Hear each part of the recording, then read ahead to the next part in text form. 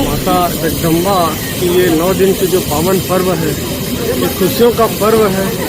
पूरा हिंदू धर्म बड़ा जोश और उत्साह के साथ इस पर्व को हम लोग मनाते हैं और माता का आशीर्वाद हम सभी को प्राप्त होता है। उसी माता के आशीर्वाद लेने के लिए एक भव्य रूप से भंडारे का आयोजन का कार्यक्रम किया गया है, जिसे माता जगदम्बा के प्रसाद के रूप में सभी वार्डवासी ग्रहण कर रहे हैं।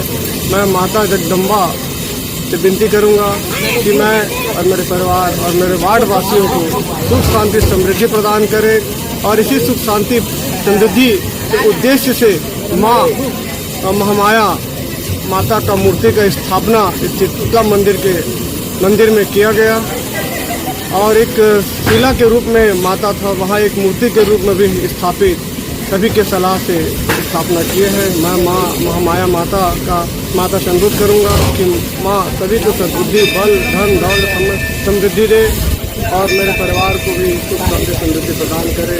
इसी आशाओं के साथ हम सभी माँ जगदम्बा से प्रार्थना करते हैं कि सभी को आशीष प्रदान करें।